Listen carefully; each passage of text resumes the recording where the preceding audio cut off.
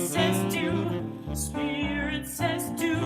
Spirit says do. Spirit says do. Spirit says do. Spirit says do. Spirit says do.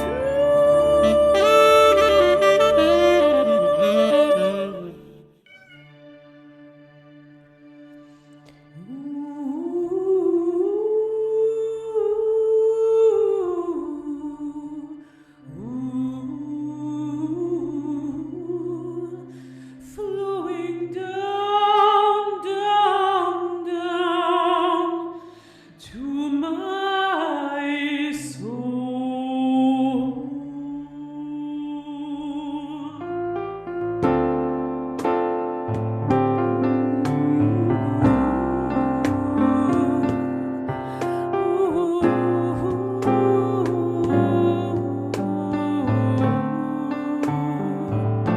Come into the healing rivers, rivers of grace. Come into the healing rivers, rivers of grace. Come into the healing rivers, rivers of grace, flowing down, down, down to my soul. Love shines in the healing rivers, rivers of grace. Love shines in the healing rivers, rivers of grace. Love shines in the healing rivers, rivers of grace, flowing down, down, down to my soul. Forgiveness flows in these rivers, rivers of grace. Forgiveness flows in these rivers, rivers of grace. Forgiveness flows in these rivers, rivers of grace, flowing down, down, down to my soul. Come bathe in the healing rivers, rivers of grace. Come bathe in the healing rivers, rivers of grace. Come bathe in the healing rivers, rivers of grace, flowing down, down, down to my soul.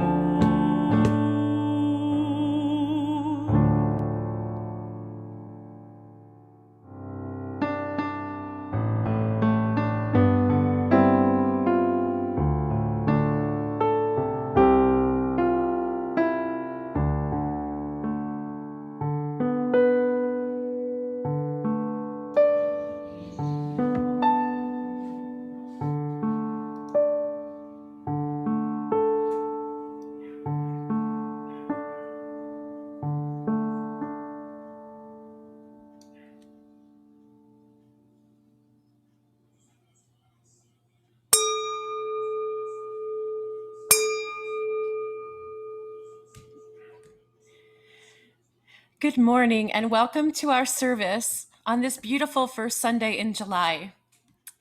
My name is Deborah Barioli and I will be the worship leader for today's service. Our speaker today is Paul Gibb. Paul is a lifelong UU and has given sermons at UU churches, including UUCB, periodically since 1989. Paul is a past member of UUCB and a current member of the Boulder Valley UU Fellowship. He lives in Niwot with his wife, Mary. Paul is a second member of the Gibb family to speak at our virtual pulpit recently. In May, his daughter, Reverend Sarah Gibb Millspaugh, was with us, and we are happy to have you with us today, Paul. We welcome all at the Unitarian Universalist Church of Boulder. If you are a new visitor, please email our office manager, Amy Zen, and let us know how you found us. You will find her email in the Zoom chat. Our church website has a great deal of information about our church and activities. Now, please ensure that your microphones remain muted and join us for worship.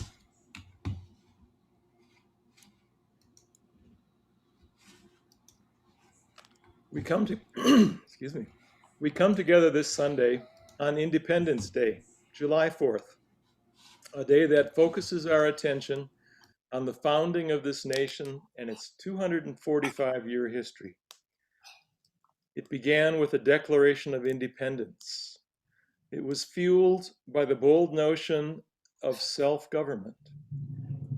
It was inspired by a constitution, which would include a Bill of Rights, including such novel ideas as freedom of speech, a free press, the right to assemble and petition our government about grievances, and given privilege of place as the first freedom listed in the First Amendment, freedom of religion. Which means that instead of all being Church of England Episcopalians, we are free to affiliate and gather as Protestants, Catholics, Orthodox, Jews, Muslims, Buddhists, Taoists, Unitarians, Universalists, Humanists, Naturalists, Agnostics, Atheists, Sikhs, Seekers, or none of the above. We're glad you have chosen to gather with us on this day in this place to explore being part of something larger than ourselves.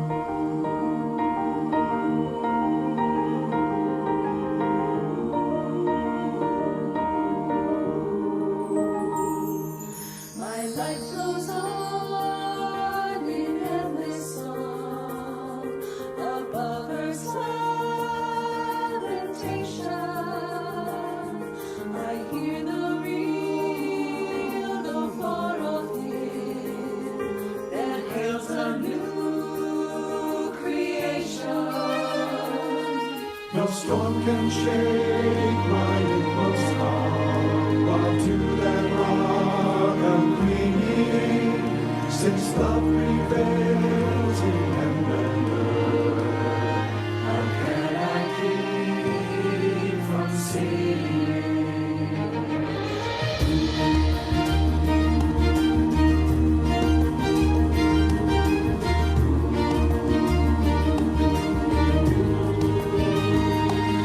While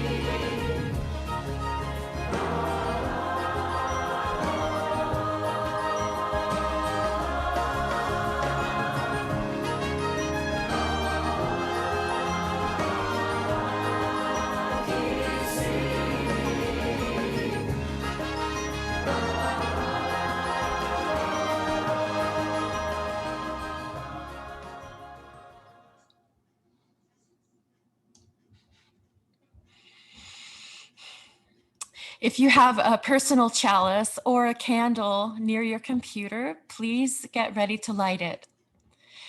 And we invite you to type into the chat box where your chalice is lit, the street or neighborhood, or what city if you're joining us from outside Boulder. Now I'd like to invite Amanda Williams to light this morning's chalice.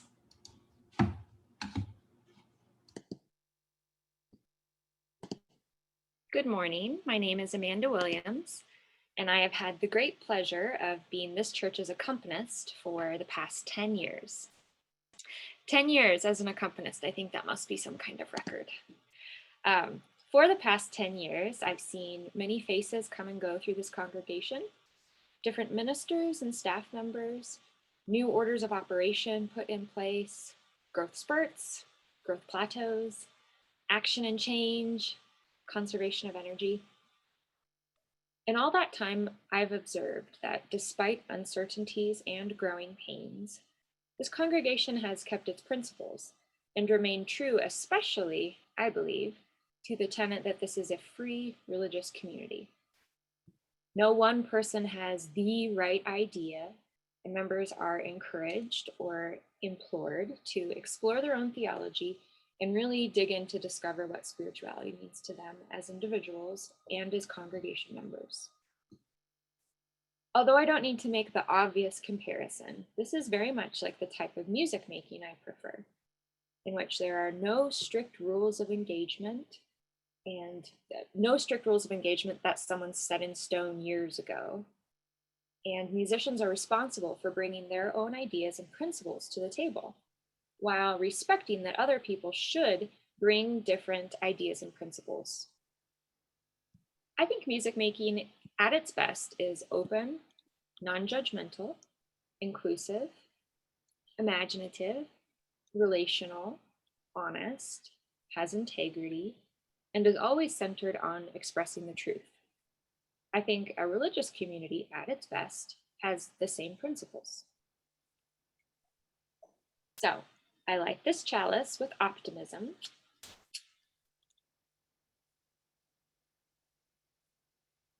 That we, oh, hold on. There we go.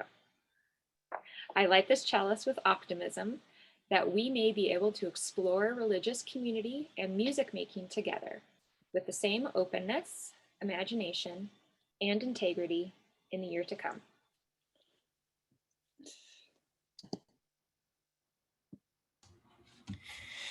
We now invite all those gathered in your various locations to join together in fellowship and community as we all say aloud our congregation's covenant.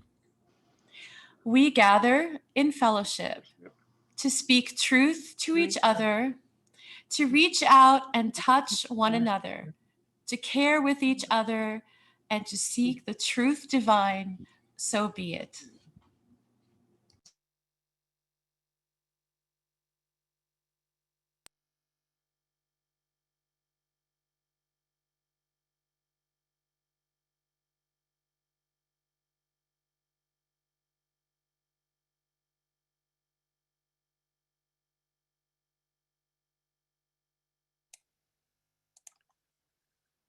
We now invite all those gathered in your various locations to join together in fellowship and community.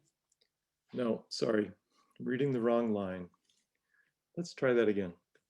In this opportunity for deep connection with one another and with all of life, let us tune in now to our own joys and concerns. What is on your mind and in your heart today? In the quiet of your own thoughts, lift up all that weighs on you.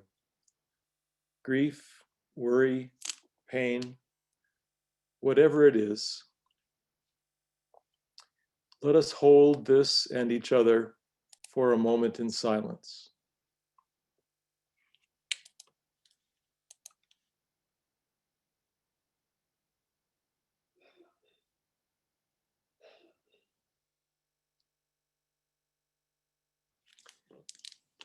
Now, let us turn our minds and hearts to those whom we love, holding them with love, acknowledging sometimes their painful challenges and sufferings.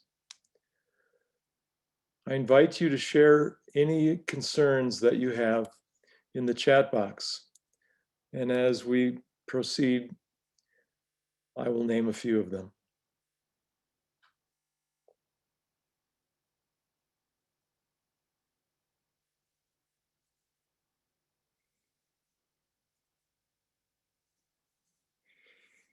John Cuddington notes that his mom turns 92 tomorrow.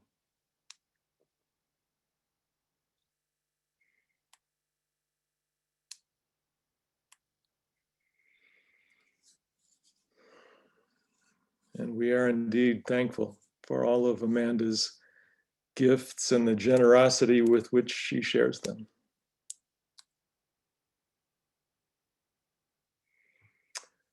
Sharon LaRock, my daughter Lorraine, had her MRI, hoping for answers.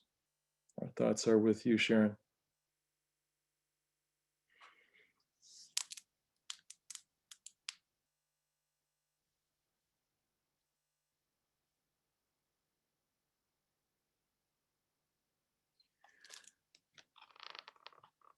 We offer love and witness to those who are suffering. And now I invite you not to bring to mind, but into your heart, the things for which you are grateful and bring you joy.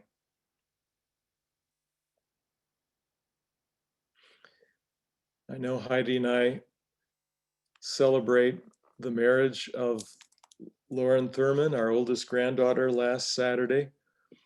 Despite nonstop rain and a groom with food poisoning, it was a wonderful celebration.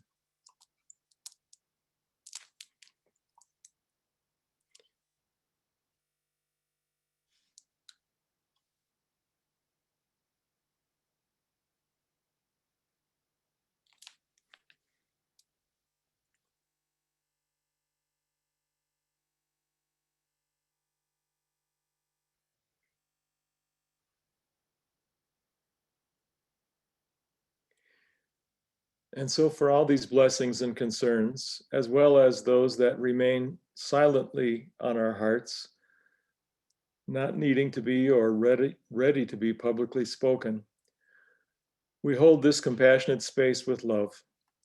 Thank you for all the ways that you bless each other.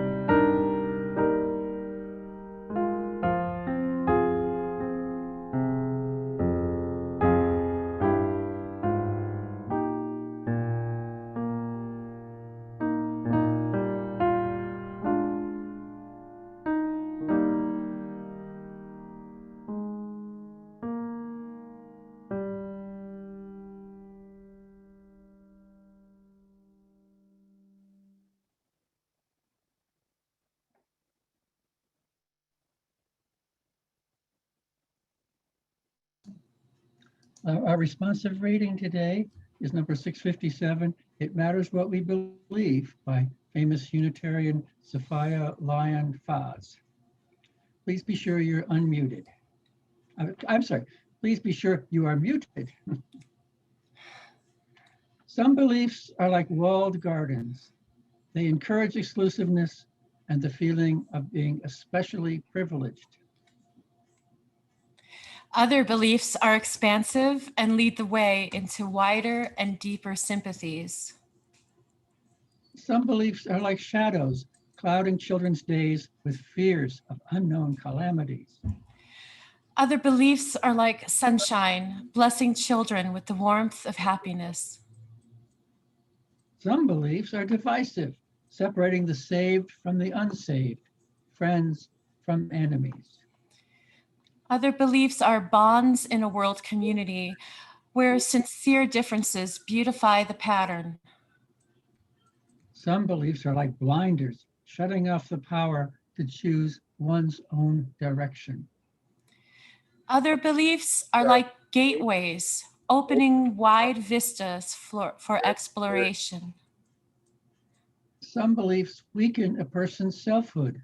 They blight the growth of resourcefulness. Other beliefs nurture self-confidence and enrich the feeling of personal worth. Some beliefs are rigid, like the body of death, impotent in a changing world. Other beliefs are pliable, like the young sapling, ever growing with the upward thrust of life.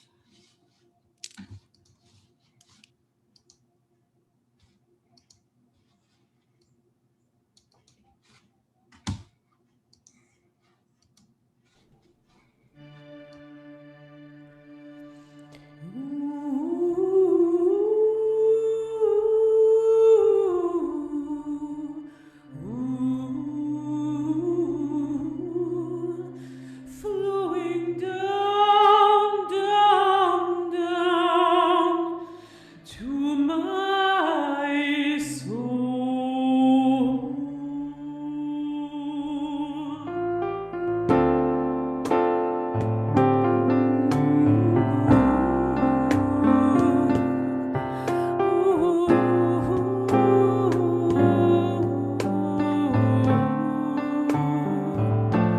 Come into the healing rivers, rivers of grace. Come into the healing rivers, rivers of grace. Come into the healing rivers, rivers of grace, flowing down, down, down to my soul.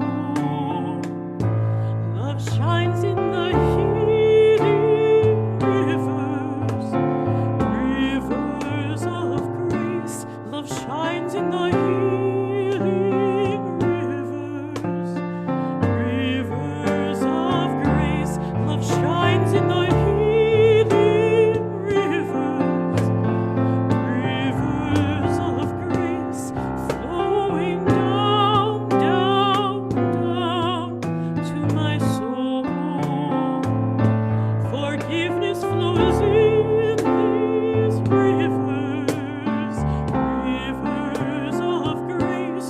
Forgiveness flows in these rivers, rivers of grace. Forgiveness flows in these rivers, rivers of grace, flowing down, down, down to my soul.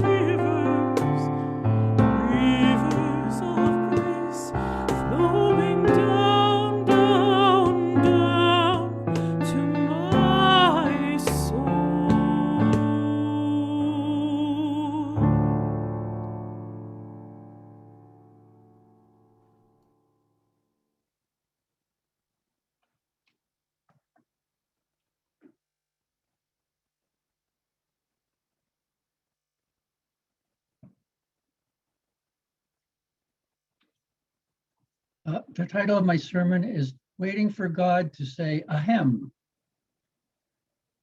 Growing up Unitarian gave me a very special privilege, namely the privilege of starting religious exploration at an early age. One day in my 6th year, my parents asked me a question I wasn't ready to answer. They asked me if I believed in God. Now you have to understand that at that age, I had not gotten over the sting of the Santa Claus fiasco. I had a sudden image of my older sister laughing and falling on the floor and saying, "You mean you didn't know that God is just fill in the blanks?" And of me turning bright red and falling on the floor in embarrassment and rage. Anyway, right there, I decided that God could not possibly exist because A, clouds could not support the weight of someone big enough to have created the universe, and B, a truly loving and caring God would not have let Tommy Tucker beat me up that day. Seeing the surprised and maybe bemused reactions of my parents, I underscored my pronouncement by saying, God, bah humbug. Since this worked so well with my Unitarian parents, I decided to try it on some of my friends and schoolmates. I have a distinct recollection of crouching behind the curtains by an open window in our house and shouting, God, bah humbug, as our neighbors, the Ray family, passed by in their best Easter finery on their way to the Lutheran church on the corner. But the odd thing was that deep down inside, I was not entirely convinced that God did not exist. Something was not quite right. Mainly, the idea of a universe without a God was kind of scary, kind of like being in a ship with no helmsperson or on a train with no engineer in the cab.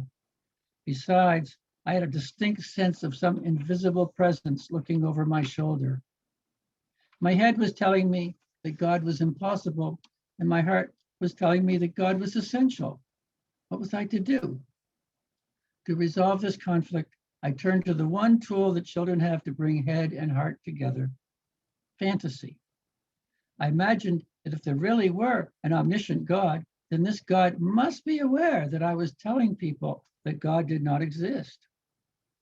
Being, of course, merciful and forgiving, such a God would take pity on a 6-year-old atheist and give me a second chance.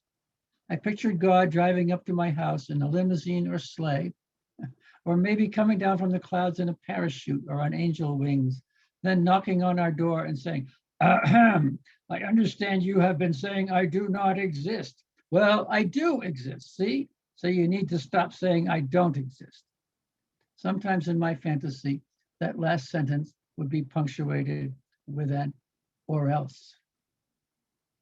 If this ever happened, I decided I would refuse to cower. I will boldly respond, okay, God, let's make a deal. I'll stop saying you don't exist if you'll come to school with me tomorrow for show and tell. In this way, I would become famous as the little boy who got God to come out of the woodwork. If there really was no God, then none of this would happen. And at the very least, no one could prove me wrong. I was in the safest of all epistemological nests. Best of all, my sister could not laugh. God didn't show, regrettably, but about the same time in my life, something strange began to happen. I call it the phenomenon of the unexplained shadow. The shadow that appeared on the wall next to my bed was in the shape of a person. It never moved. It was not there when I went to bed or when I got up, but it was always there when I woke up in the middle of the night. I was sure I was not dreaming, since it was there long after I clearly woken up from my dreams. And I was sure it was not the shadow of a real person or even of a bedpost, because there was no light source that could possibly cast a shadow in that direction. I never had the presence of mind to talk to the shadow. And to my great relief, the shadow never once cleared its throat or said, ahem. But I quickly began to wonder if the shadow was God or some angel or emissary of God. I'm emboldened to tell you about this phenomenon only after hearing from psychologist friends that such shadows are commonly experienced by small children. But the psychologists have never convinced me one way or another as to whether such shadows are purely imaginary or are simply invisible to adults. In any event, the shadow on my wall made it just a little easier to fall back to sleep, maybe just a little safer from the monsters, which, as everyone who has ever read Calvin and Hobbes knows, linger under the beds and loiter in the closets of 6-year-olds everywhere. Although I could not formulate it in words at that age, I think I was wrestling with the question of empirical knowledge versus intuitive knowledge and completely unable to come down on one side or the other. The God issue remained tucked away in the back of my mind for the next 7 years. My Unitarian Sunday school helped me learn all sorts of possibilities, all the things that people believed or didn't believe in the church across the street. And I am grateful that nobody ever insisted I swallow any particular creed. When I was 13, something happened that brought the God issue back to the fore. I had joined a slightly rowdy group of mostly Unitarian boys who smoked cigarettes behind the train depot and planned naughty little pranks. One day, as we were walking past St. Mary's Catholic Church while drinking bottles of cream soda, we noticed a statue of the Virgin Mary holding the baby Jesus. Someone noticed that Mary's hand was just over the baby Jesus's mouth and positioned as if it were holding a bottle. Our collective eyes widened. Since I had not committed any pranks lately, I was ordained the task of climbing over the fence and placing an inverted empty cream soda bottle in the Virgin Mary's hand, with the mouth of the bottle resting on the baby Jesus's lips. The bottle fit perfectly and I escaped perfectly. There was no thunder and no but suddenly I found myself squirming with theological uncertainty. On the one hand, I was certain that if God did exist, God would get a good belly laugh out of my little prank and might even praise me, since the Bible condemns graven images, such as I assumed the statue to be. But then again, what if God were more on the Catholic side? Was I supposed to be saying Hail Marys and confessing to priests and apologizing to those who might be offended? Or could the universe care less? How utterly frightening not to be able to know whether God was laughing with me or writing my name down in a little black book. What kind of loving God would leave us so utterly in the dark? One evening the following year, as I was doing my science homework in the living room, my mother put Johannes Brahms's great First Symphony on the phonograph, one of the most spiritual pieces of music ever written. Around 9 o'clock, when I went outside to sneak a smoke, the stars were unusually brilliant, and the beauty of everything led me to walk far into some nearby woods and climb a hill with an incredible view of what seemed like the entire universe. Before long, the music of Brahms crept into my bloodstream, where it mixed with the nicotine from my cigarette and the music of the stars. Surely, if ever there was a night when God might make a personal appearance, this was it. I felt ecstatic in a way I've never felt before or since. I felt the presence of everything holy in the universe, and I felt that holiness pulsing through every pore of my body and in every atom of everything around me. This experience made my life joyful in a way it had never been before, and that joy is still with me. And I went away thinking that I had finally recognized that God, or whatever we choose to call whatever is divine in the universe, is not a particular object, least of all, not an anthropomorphic one that will even mouth the word ahem. But somewhere deep down inside, alas, I was still craving that ahem. After all, I had nothing to bring back for show and tell from my experience on the hill. No stone tablets, no burning bush, no photographs, not even a tape recording of saying, well, I do exist, or even, or else. Trouble is, many of us, including myself at times, have a tendency to reduce theology to an empirical question. As if to talk about God, we have to prove that God exists as a physical object in the universe, kind of like asking whether the Loch Ness Monster exists. But there is a huge difference here. It is at least theoretically possible to find out exactly what is in Loch Ness. We could send the US Army Corps of Engineers to drain the loch and or pass a giant net through it. Imagine for a moment that we actually did succeed in draining Loch Ness and catching some of these huge creatures in a large net. Why, we would know instantly if they were a dinosaur or a mammal or fish or fowl. The newscasters would all be there showing pictures on live TV of the creatures staring up from the nets with dazed, frightened eyes like beached whales. And if we found nothing in the loch, we would have a few good laughs. In either case, the mystery would have been solved.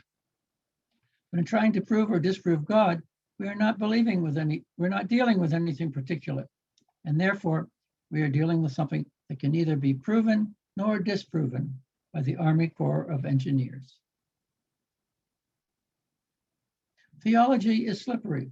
Not only are we talking about something that has no physical substance in the four-dimensional world of reality, but we're using abstract words that have no concrete meaning.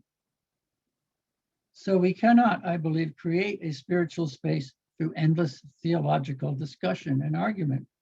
It will just go around in circles. Rather, we need to create a space that is both forgiving and open-ended, a space where the Army Corps of Engineers is not invited in, a space where theologians don't demand that we give correct answers or suffer everlasting shame and or perdition. I confess that I have not brought the divine one here for show and tell today. Instead, I've only brought our friend the earth, a huge ball of rock that sticks to my feet while we both spin around 1,000 miles an hour while orbiting a star at 35,000 miles an hour. Hey, we've gone 10,000 miles just while I've been talking to you. All without a ripple or a bump. Is that not enough of a miracle for you? And I bring my friends the stars, each of them infinitely brighter than your everyday Old Testament burning bush. Is that not enough of a miracle for you? And I bring you human existence and human love, all right here in this Zoom room. Are they not enough of a miracle for you? Okay, maybe you want more. In any case, let us build our UU congregations on the foundation of knowable reality. At the same time, let us build them tall and wide enough to make room for those intuitional, unprovable, improbable things, those shadows and projections and hunches and dreams, those things that can never be photographed or recorded, or even adequately described in words. Honoring them all and sharing them as we see fit, without creating creeds or catechisms or passing judgment. May our UU congregations be tall and wide enough for those who find a spiritual connectedness and call it God. May our UU congregations be tall and wide enough for those who find a spiritual connectedness and choose not to call it God. May our UU congregations be tall and wide enough for those who say God bah humbug while secretly awaiting divine revelation. May our UU congregations be tall and wide enough for those who say God bah humbug and are fully convinced no divine revelation will ever come their way. And may our UU congregations be tall and wide enough for those who find theological language too slippery and are unable or unwilling to make any kind of statement of belief and simply enjoy being here on Sunday. Maybe by the next time I speak, some sort of incarnation of the infinite will have driven up to my house in a gold prayas and spilled all the beans about the meaning of life and of the universe. And I'll have a very special guest to bring here for Sunday morning show and tell. Well, okay, maybe that won't happen. In the meanwhile, may we know how lucky we are to be in a denomination that honors exploration.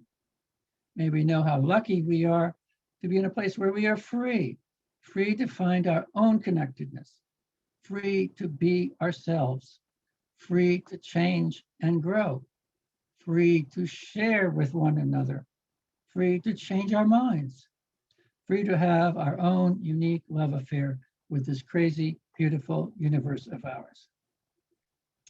Truly, we are blessed to have that freedom. May that freedom be our show and tell. Hallelujah, amen, amen, namaste. May it be so.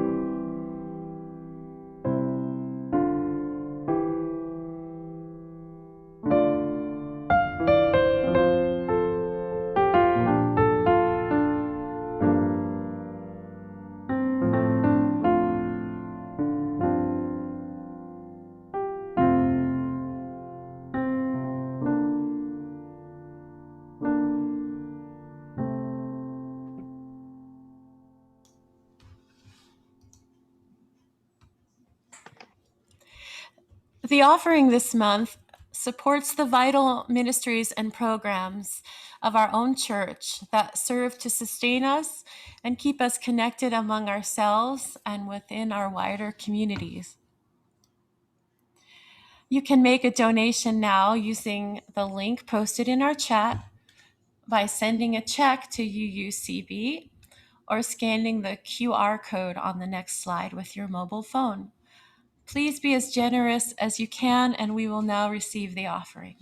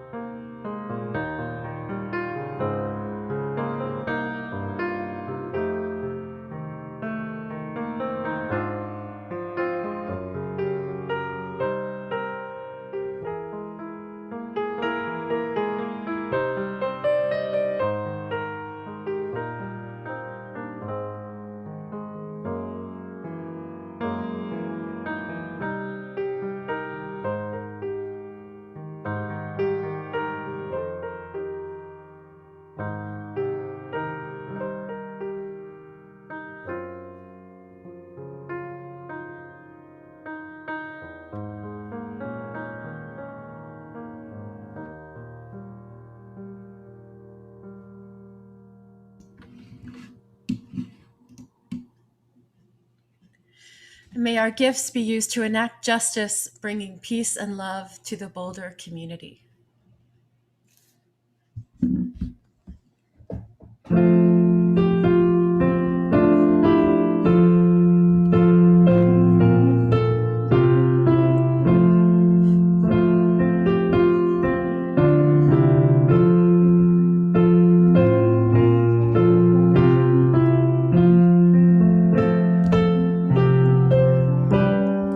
I miss your voices, but I really ask for you all to please mute, as this format doesn't support communal singing. Just as long as I have breath, I must answer yes to life. Though with pain I made my way, still with hope I meet each day. If they ask what I did well, tell them I said yes to life. Just as long as visionless, I must answer yes to truth. In my dream and in my dark, always that elusive spark. If they ask what I did well, tell them I said yes to truth. Just as long as my heart beats, I must answer yes to love. Disappointment pierced me through, still I kept on loving you. If they ask what I did best, tell them I said yes to love.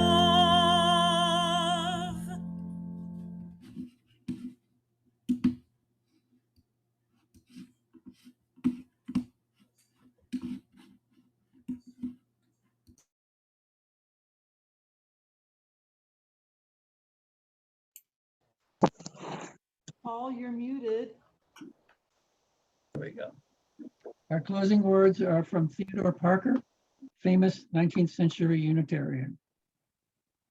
The hour is a religion which, like sunshine, goes everywhere. Its temple, all space. Its shrine, the good heart. Its creed, all truth. Its ritual, works of love. Its profession of faith, divine living.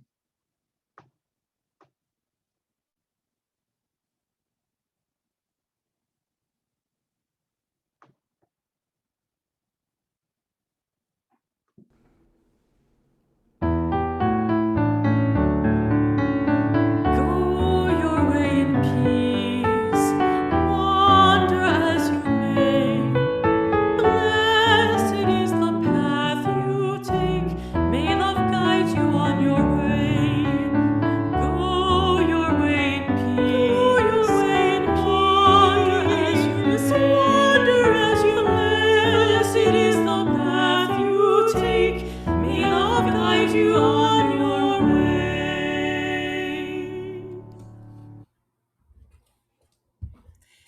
Thanks all for being here with us this morning, and we invite you to stay with us a little longer in our Zoom rooms for a time of online fellowship and discussion. And here are Barb and Fred, and they are going to explain how this is all going to work.